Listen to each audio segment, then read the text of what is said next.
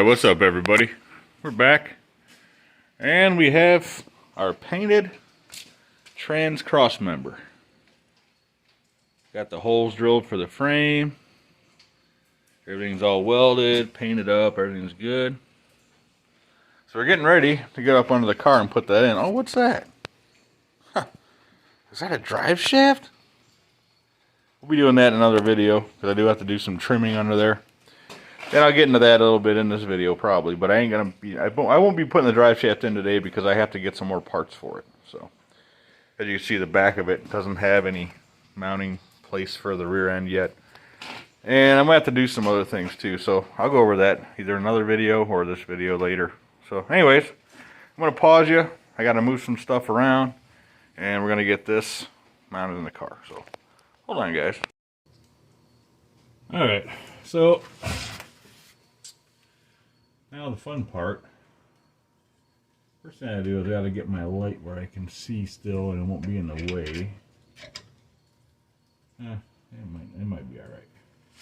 So last time, off camera I believe, I took my floor jack, because I was having a hard time holding this thing up and getting the bolts in. So I took my floor jack, which actually worked really well. Squeaky. I put the floor jack on the opposite side over there and jacked it up to hold that thing in place while I got these bolts in, and that worked pretty good. I'm going to go ahead and jack it up a little bit now. As you can see, you might be able to see, I painted that transmission a little bit more. It needed some more paint on it, which was pretty easy. That went pretty good. I was just under here trying to, yesterday I had to paint that transmission mount, and I figured, well, when I was waiting for that paint to dry, I figured I might as well paint something on this too. So I went ahead and finished that up. It's okay. It needs a little more paint on it, but I'm seriously not that worried about it right now. It looks all right. There's still some spots that look a little bit dry and not painted well, but should be fine. And I got all the way around on the bottom here. Plus I didn't want to get a bunch of red paint all over my black paint, which it looks like I did anyways. But black's easy to touch up. Just a quick squirt. So now, I guess I better get these bolts out of here first. Get the transmission mount out over here and we'll get it mounted. Now I forgot to say last video, the last time before I painted it and finished welding it, I actually got everything square by this transmission mount here. The holes are oblong, so what I did was took some measurements, loosened this up, got this where the whole thing was square because it was still tight here, and actually got it really straight, so we should be good. This is all tight now. After I straightened it, I tightened it up. And all I gotta do is put it in place. We gotta drill some holes in our frame here. And we should be good, hopefully. I got some hardware for the bolts, or for the cross member. So let me reach over here. Grab our member. Boy, I hope this thing is strong enough to hold. It's way strong enough. In fact, it's probably a little overkill, but like I said in another video, it didn't cost me anything, so that's good. Right, so we're gonna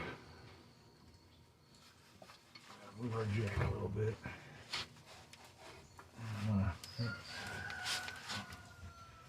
This is the joy of doing things yourself, right here. This is great. Actually, I got this thing going the wrong way.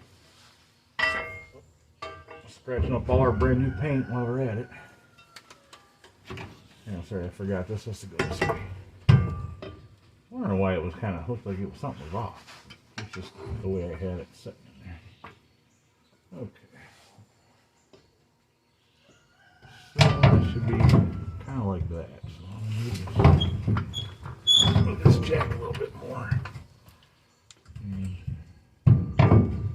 let's jack up on this thing a little bit.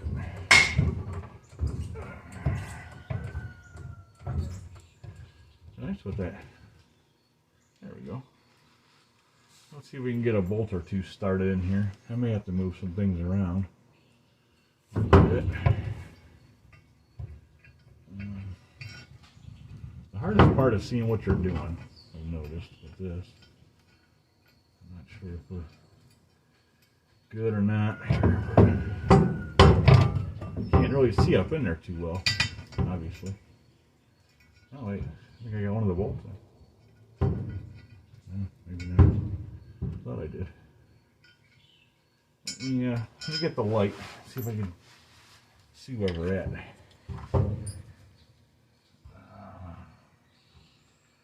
really close. You can see that hole right there. Maybe get this one in. The main battle, or the main thing, is trying to get at least one bolt in it, which can be a little bit of a struggle. You can't see. Last time I had a clamp holding this side up, and probably could do that again.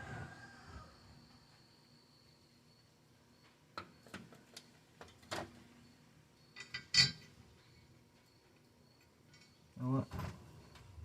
Let me go with this jig just a hair more, like that.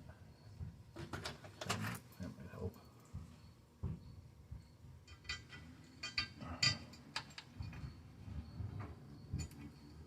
Yeah, this thing actually fit pretty good.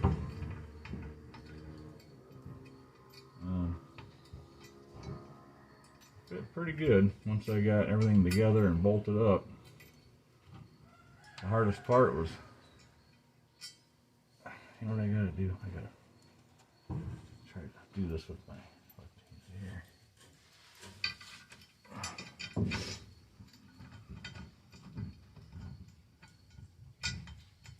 We got something going here. We got one started. Yep, we do. I believe. Luckily, I remember to bring my ratchet. So we'll try to get this one in a little bit more here.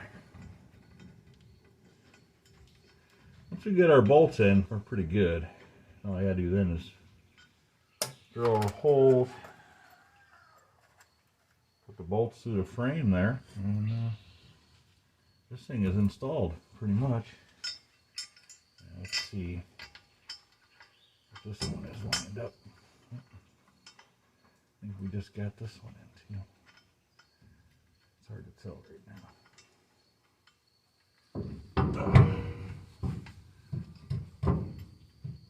One thing on my jack too, I've noticed, is it drifts down kind of fast. But I always make sure I use jack stands with it. That's why. Because it will come down. It doesn't come down quick. It's just real slow. Just a quick, a slow drift. But it's not good that it does that. I don't like it. Of course, I've had this jack about 20 years too. Actually longer than that. I bought this jack back in like 1997, I believe it was. Let's fix that here. I think I bought this jack in 96 or 97, so that's how long I've had it. It's been here a while. I've had it for quite a while. And then sat outside for a few years when I lived in Georgia. So I think all I gotta do now, I'm gonna put some clamps on this just so I can drill the holes. I'm gonna do that for now.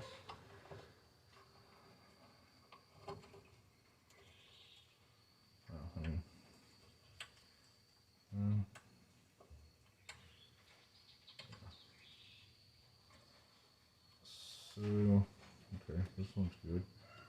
Hopefully it won't affect my drill.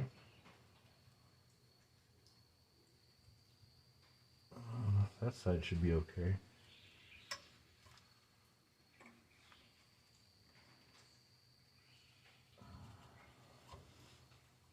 Alright.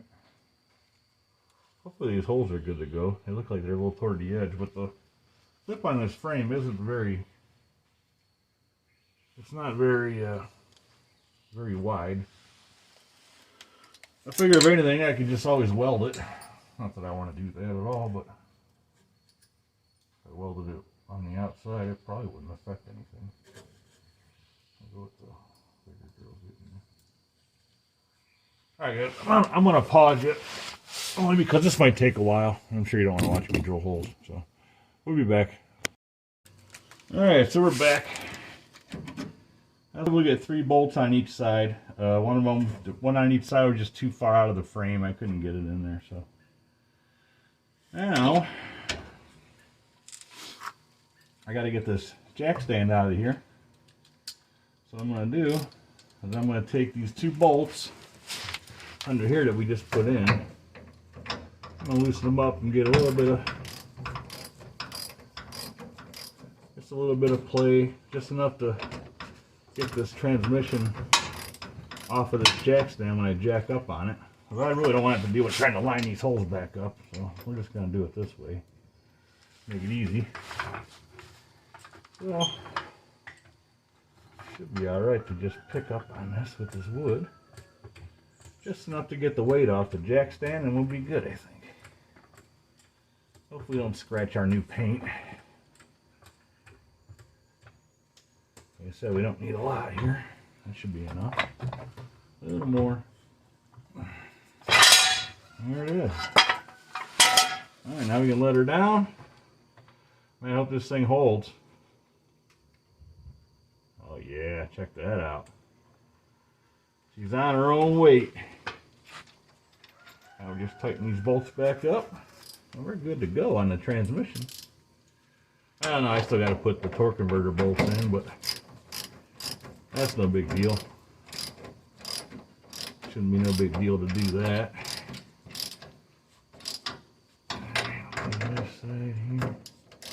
So yeah, that was a very simple thing to build. Not much to it.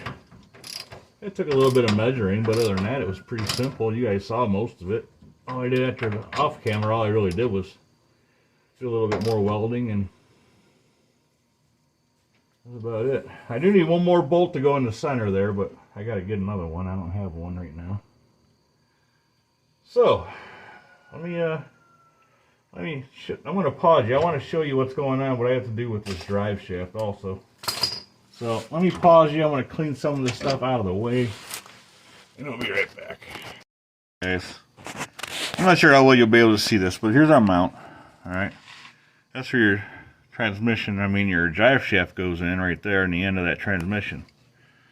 Now, not even 3 feet behind that, you got this old cross member that's in the way.